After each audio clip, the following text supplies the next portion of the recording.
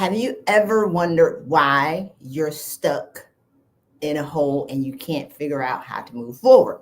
Have you ever wondered why it seems like you keep going backwards in your life and in the results that you have for your life and the things that you want, and you can't figure out how to make them happen? So today I'm going to share with you some information, and I have 3 points that I'm going to make today. So this is the third video in a series of 10 or 11 where we're going to be talking about how to take control of your circumstances. So let's get this party started. Y'all got your pen and paper? I mean, I can't wait. So if you're joining me on a different platform, join me on YouTube, because I have some images that I want to show. So if y'all are joining me from Instagram, come on over to YouTube so y'all can see the images, or join me later. So let's get this party started. Number one, the law of attraction is real whether or not you know it's real.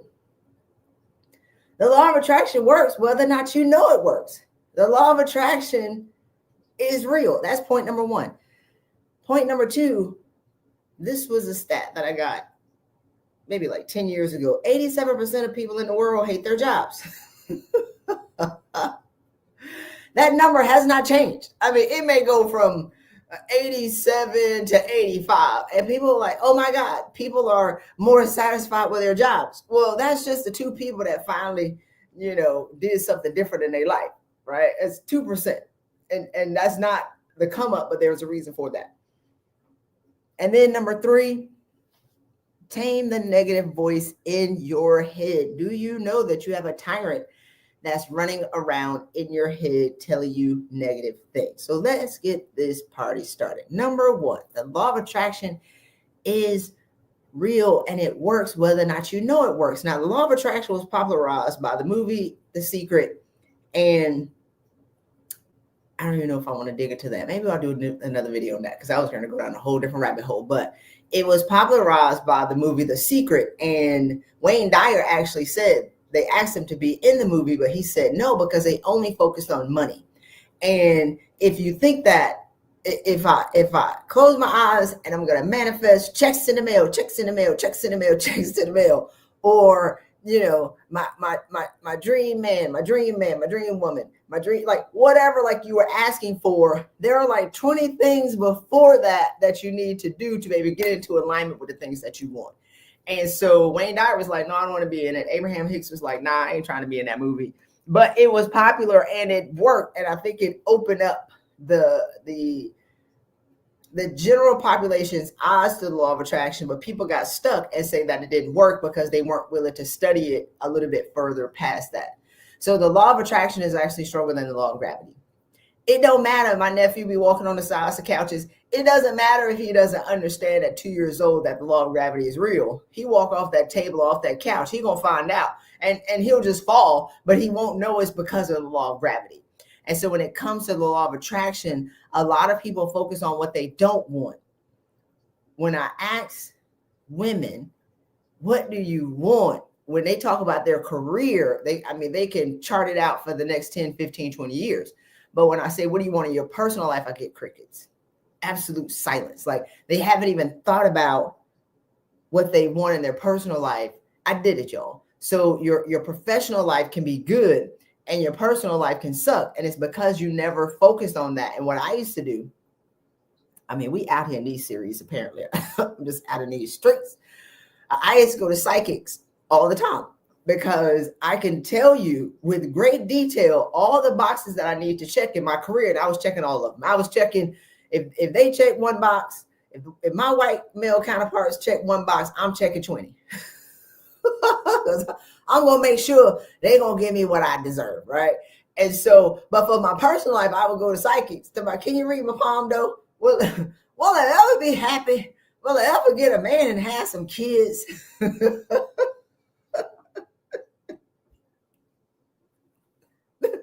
Let me see. If I took the same focus, right? It's the same energy. Now, it worked for my career, but I did not put any intention into my personal life. So in my career, I was successful, but my personal life sucked. Right? Are you doing that? And I'm not saying whether or not you're going to psychics. Maybe you are. But it's like, we're not thinking about our personal life at all. We're like leaving that to chance, and we're leaving that to the higher power. Lord, order my steps. God is like, hey man, like you got to get clarity on where you're going first. I can order your steps, but I don't have to like, give you the whole thing. I mean, my God. So if you've been having undesirable results, even in your career with regards to asking for money, you're going to get what you expect. You're going to get what you're afraid of. Earl Nightingale says, man becomes what he think about most of the time. You become what you think about most of the time. So before you even go into the talk about your promotion and you say, they're not going to give it to me, great. They ain't going to give it to me. And if you go into an interview, like these women have me cracking up, something wrong with y'all, thinking that you're an imposter and you don't belong, great, they agree with you. How are you got your seat at the table and now you become an imposter after you got your seat at the table? Like, and they agree with you and then they harass you and then you cry foul and say, I'm in a toxic workplace. Well, it's because you worked and you fought and you bled and you did all these things and you checked all these boxes and you proved people wrong, but you never claimed ownership of how great you are. You never claimed ownership of your results. And so if you can understand that you created it, then you can understand that you're also the cure. So I wrote down in 2009, I worked on Capitol Hill and, I was on a subcommittee and they go to work at 9 and get off at 5. Well, I was accustomed to working from 6:30 to 10 o'clock at night. I was workaholic. I was proving people wrong. I had to get all these degrees. I had to get these certifications. Like I had to get all these things. And so here I am at the midpoint of my career and I'm going to work from 9 to 5. And I was like, well, can I come in early? Because I'm up at 5:30. I was like, what am I gonna do? Can I come in and work at 7? And I remember my manager at the time was like, Christy, we start at 9. So, and then I got off at 5 o'clock. Well, I don't really know what to do with myself because I was used to working till 10 o'clock at night. Y'all think about the lunacy of me blowing through. And I want to ask you, are you doing the same thing? I'm blowing through my late 20s and my early 30s working to prove people wrong. I'm not happy. I don't have a personal life. Like nothing was going on. And all I could see, my job that should have been like this much of my life had become like the whole microcosm or the whole like expansive universe of what I thought was possible for me, which is what point number 2 is. But like, have you put everything and every part of your beingness into your job and wondering why you feel empty, right? Have you put every ounce of everything that you have into your job and wonder why you feel limited and then you hate your job and you hate your life? And so mess around with Oprah. I started watching Oprah because I ain't had nothing else to do. I might as well watch TV. I got time. And so she had on Wayne Dyer and Eckhart Tolle and Louise Hay and I mean, my God, like Gary Zukav, Mark Nepo, like all these amazing metaphysical teachers. And they started talking about the law of attraction. And I was like, oh my God, I like that.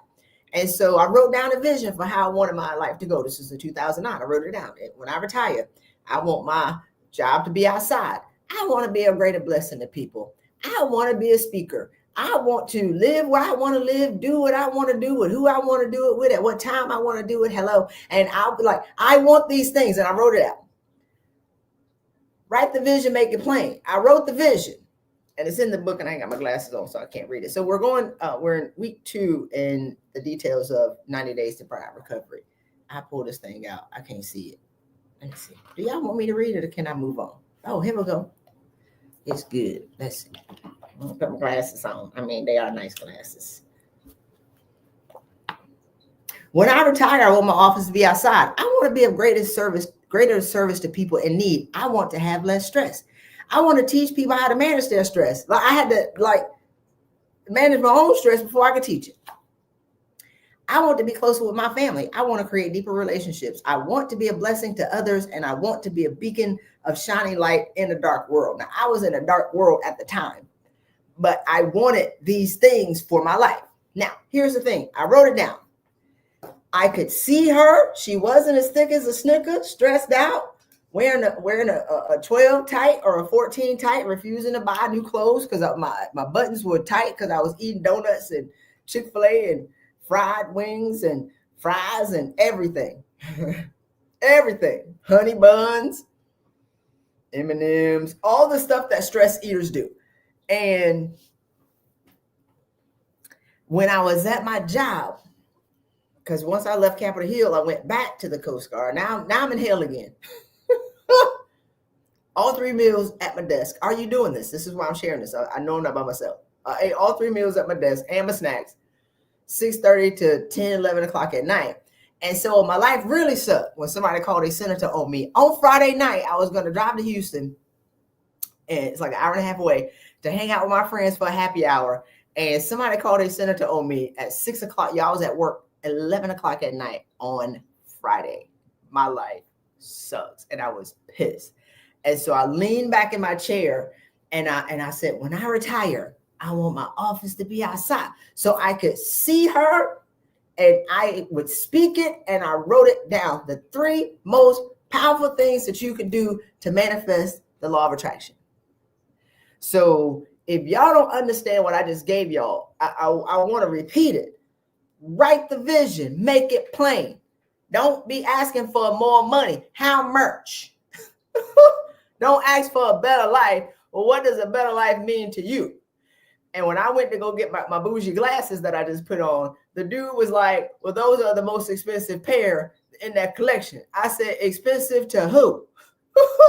Expensive. Hey, money's all relative, right? So these are the glasses I want, sir. Ring them up.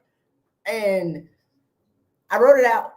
So in 2012 or 2011, when the hellacious boss came that I talked about yesterday, I want to stop a hole in, that was my second time working for him. And I already knew what he was going to do. He was going to destroy the culture of our office. And when I left, right, and I talked about it yesterday extensively, 6 months after I left, I was sitting on the bench talking to one of my mentees, and they talked about how their life sucked. Great. And I laughed that I wasn't in that anymore. And then I had the wind blow through my hair while I was sitting on the bench eating coffee or drinking coffee and eating an almond croissant.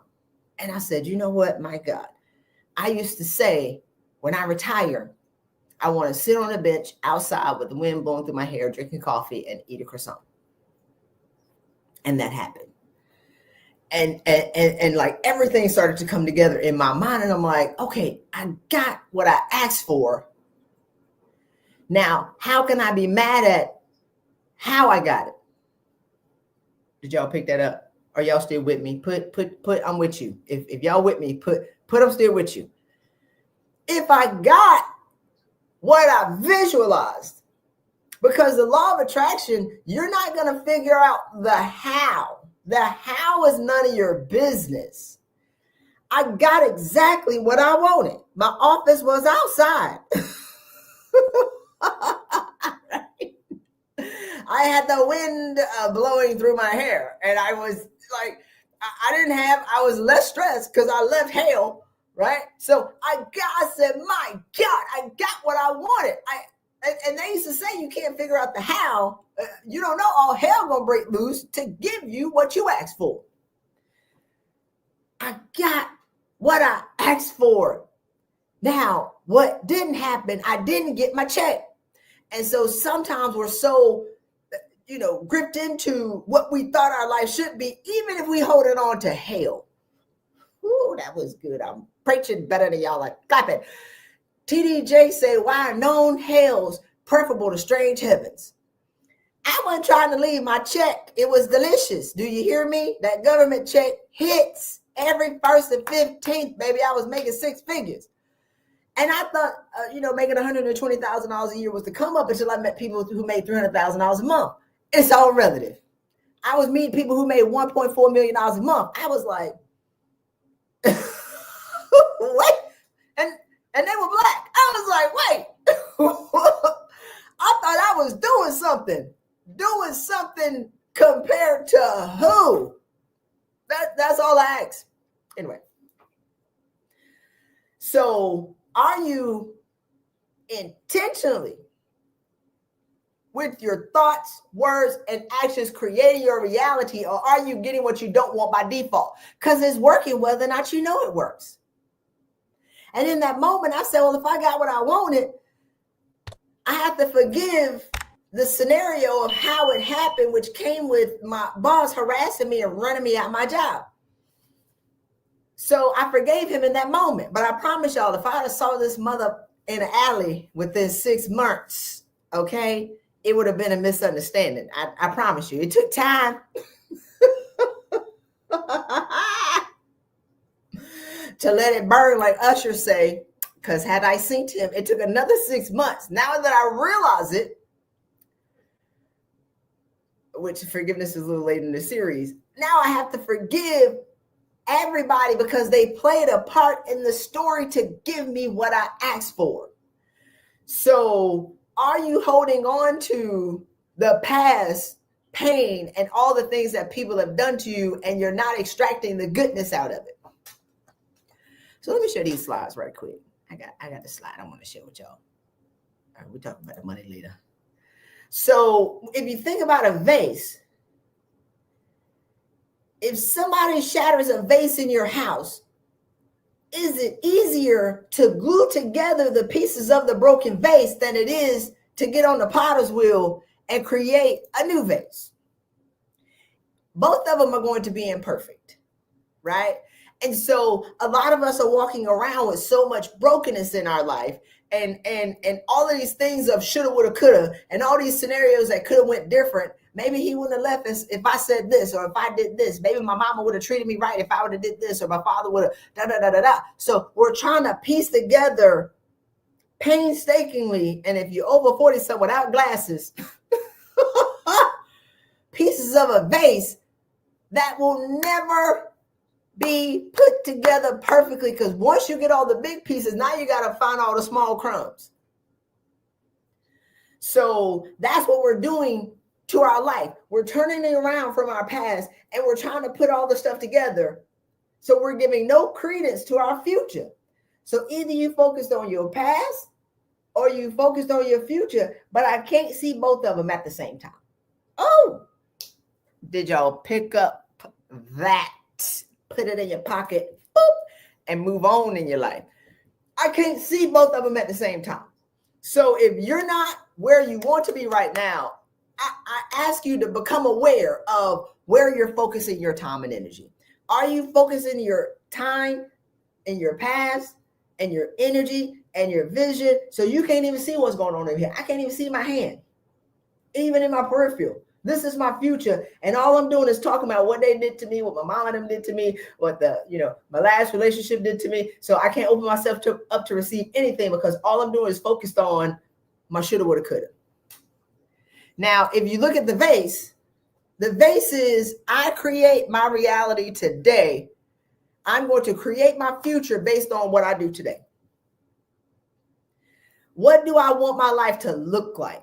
If we got to go in the movie with ghosts like Patrick Swayze, where we're sitting there and Demi Moore and we creating a new vase, if you have a real pile of vase, and this is a question that people ask on social media, if you could live your life all over again, what would you do different? If you can go back to your 21-year-old self again, what would you do different? And people have all these hopes and dreams that they would do. Man, you 40, do something. You 35, you ain't dead. What is wrong with you? It's okay to pivot, but you have to give credence to, you're running from your job trying to create something on broken pieces, and you're not focused on what's really going to make you happy. So what does your dream life look like? What does, that was my dream life. This is now my life, and it's better and it's greater and it's amazing. And I get to serve people. And I wrote this in 2009 where I wanted to teach people how to manage stress. Here we are today. So what is your dream life? Now let's go to point number 2. Say point number 2 if you're still with me. All right, I'm going to move this. Point number 2, according to Gallup, 87% of people in the world hate their jobs. If it's between 80 and 87, it's still the majority of people in the world hate their jobs. And it's been like this for a long time. And this is a challenge which I roll right into this conversation. We think that if I get the dream job, then I'll be happy. If I get this degree, then I'll be happy. If I work for this supervisor, then I'll be happy. And so you've created your happiness. You've put your happiness in a jar, right? It's like this big. And if you don't have the right job, and if you don't have the right supervisor, and if you don't have whatever you think, then you're not happy. Well, if I make this amount of money, then I'll be happy. But you haven't set a vision for who you want to be first. So what I assist my clients with doing is, let's talk about how you want to feel today. Because you 35, 37, 38, 39, 40 something, 50 something. Using old data of what you thought your life was going to be like when you were 25. Because at 25, we fresh out of college, we have all these dreams and hopes and all these boxes that we're going to check to prove our family wrong, right? And so here you are at 38, mama, 2-3 kids, married, you're working, you're crazy, you ain't combing your hair, like all these things. You're going to put a wig on. I shouldn't have said that, but I'm going to keep it going, right? Like I don't have time to do nothing. So, and now you become a hostage to it all. You become a hostage to a life that you created, and you're not willing, and you don't have time to be able to reshuffle the cards. And now you're dragging through, and the easiest thing to blame is your job. And that's not true. So what we assist our clients with doing is, what do you want your life to look like? I'm telling y'all right now, this is the secret code. What do you want your life to look like? Like without limits. What's going to make you happy? What's going to give you peace? Not necessarily what's going to make your mama happy about the decisions that you make for your life. Not what's going to make your spouse happy or your kids happy based on the decisions that you want to make for your life. What's going to make you happy? What's the lifestyle that you want to live? Do you want to fly Spirit with the women in Atlanta who wearing the bonnets and the house shoes and the onesies and a pillow? That was petty. I ain't never seen these chicks on Delta. I be like, why are these women coming from with these house shoes on? What is going on? My God. Anyway, so it's like, are you flying business class with the bed and the fresh roasted turkey, right? And the 5-course meal? Or are you sitting at, from cheaptickets.com in the last seat by the bathroom, sitting up for 24 hours, flying to Dubai? Which one is it? Like, because it's, can you even dream about flying? I saw this pod the other day on this airline. That ticket was like $30,000. I said, well, if I fly for 20 hours, I'm going to need a $30,000 seat. I'm going to need the $15,000, $10,000 seat. Way my back work at 40 something. I can't just sit up with a 6-inch decline, or recline in the back. I can't do it. I can't be on no 15, 20-hour flight with pretzels. That ain't gonna work for me. Right? But that's what I want. What do you want?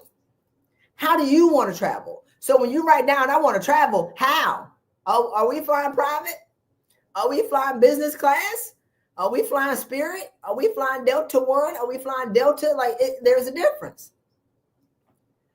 So now that you figure out, this is how I want to live, this is where I want to live.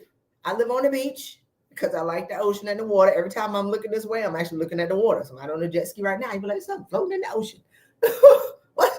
What's over there? I'm getting distracted. My ADD is kicking in. But do you want to live in the mountains? Do you want to live on the beach? Do you want a house beside your siblings? Do you want to build a compound? How do you want to live? How do you want your kids to feel about you? How do you, y'all don't have long before these crumb snatchers grow up and leave the house, and they've been raised by social media because you at home, because you at work working all the time, wondering, where did I go wrong? If COVID wasn't a flash, but you got locked in the house with them crumb snatchers to show you what you put into them, you ain't got that long to put it in them. Are you shaping their reality based on what your mama them told you, or are you going to create something new? That's a decision. My niece told me she couldn't afford something one day. She was 5. I said, don't you ever say you can't afford something, ever. She was like, what in the world? I was serious too. I said, yo, you rich. She was like, what, for real? I said, yo, Auntie Christy rich, so you rich. We go in the store. She was like, can you buy this? No, put it back. Nope, put it back. But I don't want her to grow up with limited words of what she can't have. Let's have a conversation about this thing. So, okay, back to this job thing. Once you get a sense for how you want to live now and how you want to feel, now that you have the menu of what you want, when you start looking for jobs and they start talking to you, you'll be like, that don't match what I want. This is not a good fit for me. The challenge is y'all go into the job hoping that the job is going to give you what you haven't clearly defined. You go into the job hoping that the job is going to give you what you have clearly defined, but the job don't fit that because you're hoping that it's going to give you something that you haven't really clearly defined how you want to feel. Because you think that the job is the dream, where the dream is the dream. The job is just going to come and give you, it should be in alignment with what you dream of. Does that make sense to y'all? Right? Did I go too fast? Say, repeat if you need me to repeat it. Create the dream life in your mind first, and then you create an environment to be able to fit what you want. So when people are like, Christy, well, you can get a bigger bang for your buck and such and such. I said, I want to live where I want to live. I'm just going to go make more money. I'm going to become so valuable in the market. I live where I want to live. I'm not looking for a bang for my buck. I'm not. So have you, that's like broke behavior. I can never be rich doing broke-ish. And that's not,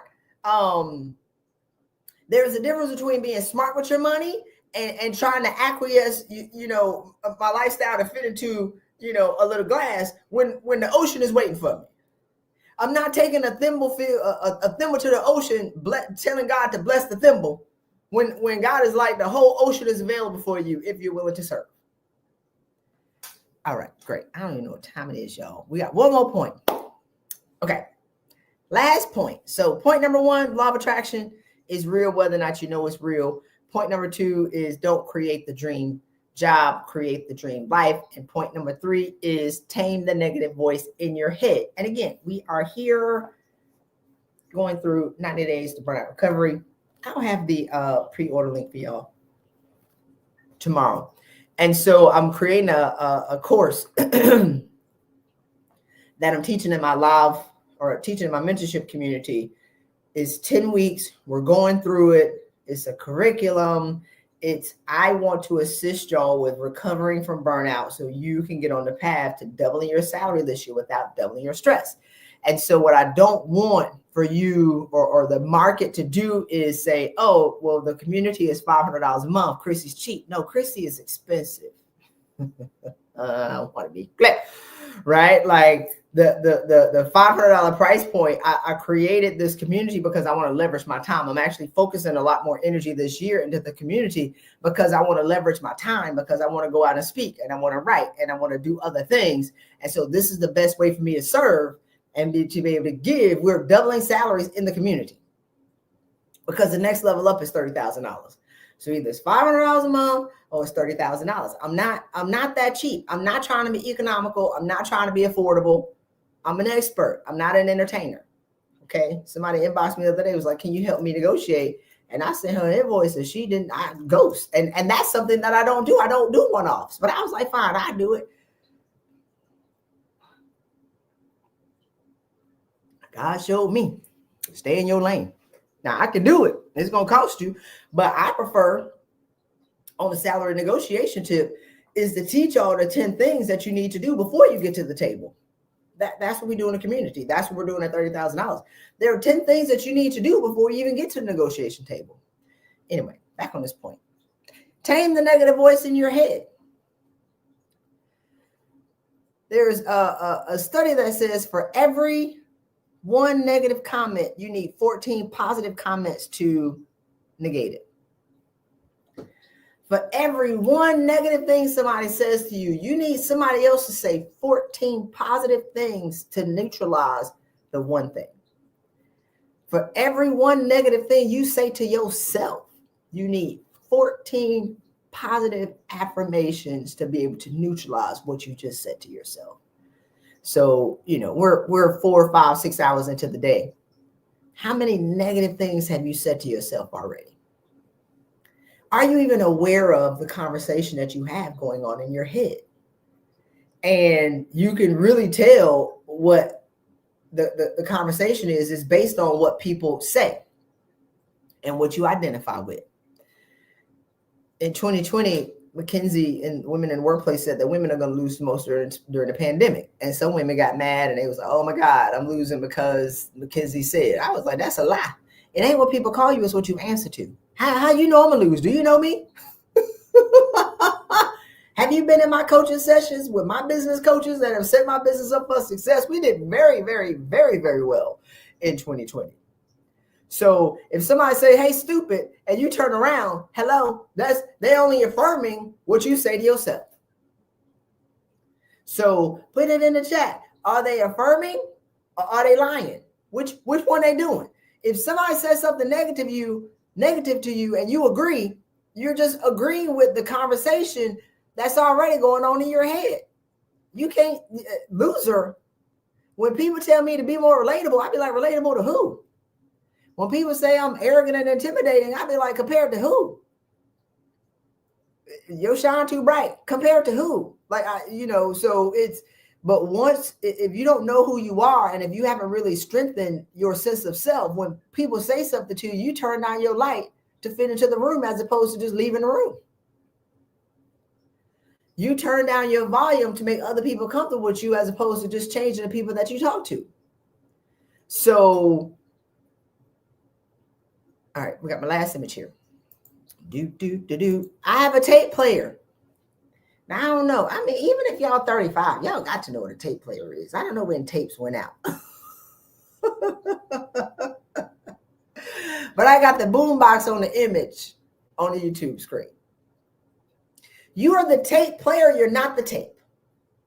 So there is a low-level conversation at about volume 5 that's going on in the background of your life. And you know what it says to you when you get ready to step out on faith or you get ready to do something risky. The thing goes from volume 5 to 50, and it gets louder to toss you out of it. You ain't ish. You ain't gonna be ish.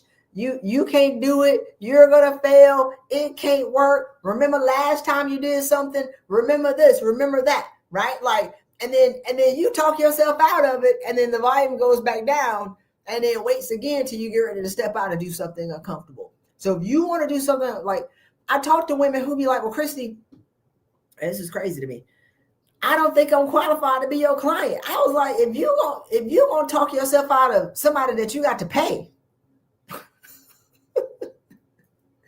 I can only imagine what you're doing at work. You ain't getting paid that much. You like, because you got to pay me to work with me. Does that make sense? Like, if you're disqualifying yourself from somebody that you got to pay, I know you disqualifying yourself in the job for upper mobility. What are you saying to yourself? What is the tape saying?